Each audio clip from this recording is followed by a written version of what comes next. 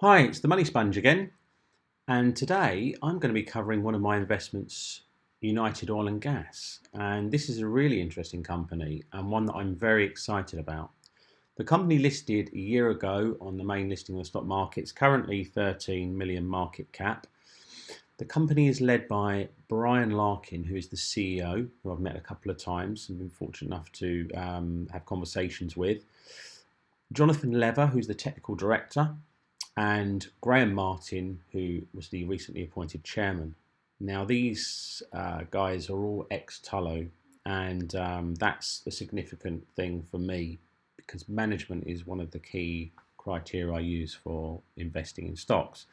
Obviously, I look at assets as well, etc., etc. But the management team here are really impressive, and if you look at what's been delivered to date by Brian and Jonathan, and obviously recently Graham coming on board, it's pretty impressive.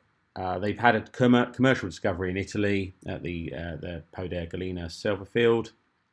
They've completed 3D seismic on the Jamaica prospect, which was a deal that Brian managed to land with Tullow Oil. It's a JV, and United Oil and Gas have a 20% stake in that for a relatively low 1.5 million commitment to the 3D program, which has been completed. And we'll talk about the project in a minute.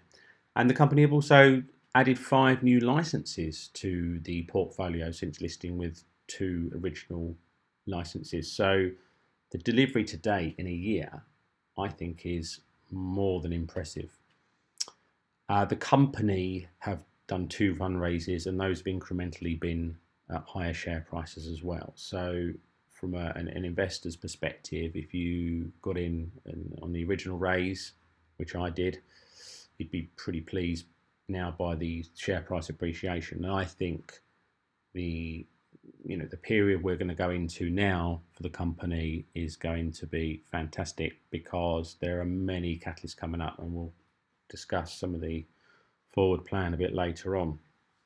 In terms of the assets that they've got, probably starting off with Italy, the Poder Galena license. As I said, there was a drill done, and they found that the gas discovered there was commercial, and so they're now in the process of development planning there and getting the permitting underway for production planning, which I think production would come probably around about late 2019. I think that's what I've heard. So it's a bit far down the line, but as any early stage company, these things will be. The East Silver part of the acreage has fantastic exploration upside. There's some significant further gas potential there. So they've got 3D seismic plan for that. Late 2018-19, I think they're just getting the exploitation permit sorted for that. So as we move into 2019, we should be hearing a lot more about the potential exploration there. They've got on the UK Wessex Basin, they've got the Coulter appraisal drilling coming up. That's an appraisal well. It's sitting next to the Witch Farm, the UK's largest onshore gas field. So that being appraisal excites me a lot, because it's it's going to have a higher chance of success, and I'm really looking forward to that drill coming up. They've also got Waddock Cross field, which is an asset. It's a redevelopment asset, so they're looking to potentially do drilling Q4 this year on that asset. It would be a fairly straightforward, I gather, redevelopment process on success, and that could be brought into production fairly soon, I think in 2019. So this would be adding to the company coffers in terms of production. They've also acquired some other licenses in the North Sea.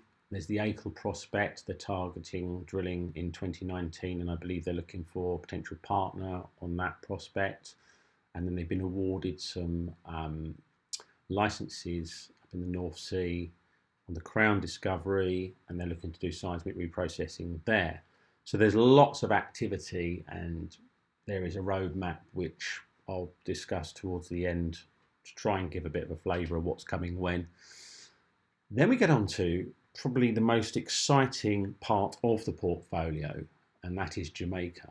And this really, really, really excites me. I mean, it is pretty much greenfield to a certain extent, but it's the partnership they've got with Tullow Oil.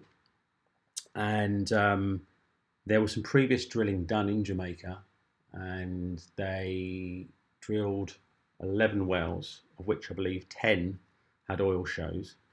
There were fishermen that were reporting prior to that oil seepage on the, when they're out on their boats fishing, and there has been oil seepage on shore as well. So they're thinking that potentially this prospect is sitting underneath part of the Jamaica land and out into the sea.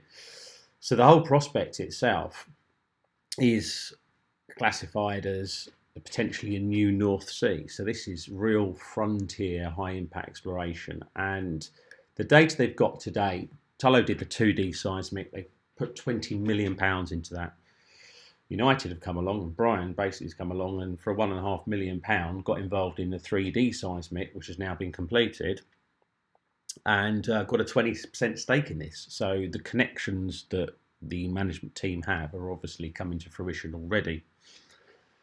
And the first target, which is the Colibri target in the Walter Morant license, is got a prospective potential resource of about 200 million barrels of oil. But the interesting thing here is that there are up to, I believe, around about 15, 20 similar targets. And if they have success at Colibri, then those other targets will be, significantly de-risked, and they could have stumbled on to a massive working petroleum system with that many targets. You could be talking multi-billion barrels of oil. Now, obviously, this is high risk frontier exploration, but it's one of the most exciting plays that I've come across, especially for a company like United Oil and Gas. And the fantastic thing about United Oil and Gas is that what they've done and what their strategy has been is to build a diverse portfolio with a mixture of production, development assets, and frontier exploration. And don't even think for a minute that Brian's finished yet building that portfolio, because he's mentioned on a couple of conference calls now that he's talking to majors and super majors who are interested in working with them. And you think, well, why would that be? Well, it's clearly the ex-Tullow connection. It's the team there. They're respected. They've already had their first commercial success, and that was on Strike One. So, it's 1 out of 1 so far, which excites me again. And if you hear Brian talking, I would challenge you not to be excited. So that's a little bit about the projects. I think if we look at what the investment case would be then, because obviously that's part of what I'm trying to cover here, I would say that you're looking at the management team. That's one of my fundamental criteria that I'm using here, and I'd use in fact in all my investments. They're ex-Tullow, they've got proven track record, they've got industry connections, they will get access to deals that aren't just generally put out to auction. They will get access to deals behind the scenes, and Brian said that also. They have a diverse portfolio. It's low risk, European focused production development assets. They've de-risked these to date. They've got 2 licenses. They've now got 7 licenses. They, will be developing the Waddock asset. They've got the Coulter appraisal. There is a nice, diverse portfolio here. But it also comes with high impact exploration. I think that's a fantastic thing as well. It gives us a bit of excitement. I think the market cap at the moment is compelling in itself. I don't know the exact portfolio now because it's been moving around quite a bit, just by the sheer fact that Brian keeps dropping something into it every 5 minutes, which is a good thing. But I know the market cap personally for me at the moment is way off where I think the portfolio NAV would be. And there was a broker target kicking around a little while ago, 15 pence per share. That didn't really factor in much for Jamaica. I think it factored in a nominal amount for some sort of the seismic de-risking. But other than that, I think the market cap is very compelling. I think the forward opportunities that the company will attract as well.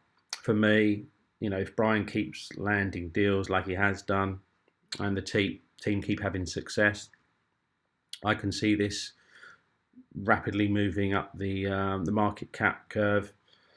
And as we said with the mixed portfolio, there aren't any company breakers here, and that's one of the key things that actually attracts me to the company, is that this isn't a one-trick pony. There's plenty of catalysts in the portfolio. There's a nice diverse risk in there, but at the same time there are some wowzers like Jamaica. So what's coming next then? Well, they've got a pretty stacked Q3, Q4 on Italy. Obviously, they've had the commercial success there. They've put in for the exploitation license for the East Selva exploration, and assuming they get that sorted, then they'll be looking at the seismic processing for that, so they can start finding the target areas. They've obviously put in for the production plan as well for the actual bringing the Selva project online from the commercial discovery they've made. So that should be news on that should be coming as well. On the UK licenses, well, we've got the Coulter well, which should be spudding, I would have thought, in Q3 at some point, perhaps the latter part of Q3. There's the Waddock Cross well, which is a redevelopment. Now, that may just slip over to Q1 2019, but I think their plan at the moment is to get that drilled this year. But that'll be subject to some of the redevelopment prerequisites. We've got there'll be some various news around things like the ACL project in the North Sea, where they'll potentially have bring in a partner for that, and there are further news should be on the Crown discovery as well. So there's plenty of news flow, but I guess to sum it up, there should be 1 to 2 drills Q3, Q4, and one of those is the appraisal Coulter well, which would be a big win for the company if that comes in. And then Jamaica, well, in actual fact, we should be expecting some fast track data on the 3D seismic that Tullow and United have completed about a month ago. And they're hoping for some fast track data to come back to give some initial indications of how that's gone and targets, and then they'll work through that, do further analysis to, by the end of the year, to come up with a plan around going into drilling, and then that will be, that will be fantastic. So I mean, there's no guarantees on this. This is a high risk, high reward asset, but lots of interesting news coming from the company. So really, that's my summary of why I'm invested in United. I just think I like the fact it's an early stage company. Born out of a couple of discussions around a cup of coffee. I think around a table in Brian's house with Jonathan, and if you look at what Brian has delivered to date, 2 to 7 licenses, brought in another experienced member of the management team, Graham Martin, as chairman, completed 2 fundraisers, used that money wisely, not gone and burnt it, but putting it into either deals or into actual production planning, what have you, then I'm a very happy investor. And at least keep your eye on this one, because I've got a feeling there are many junior oil and gas companies out there, and there are many promises made, but I think if you keep an eye on this one, this one's going to deliver, and that's why I'm invested.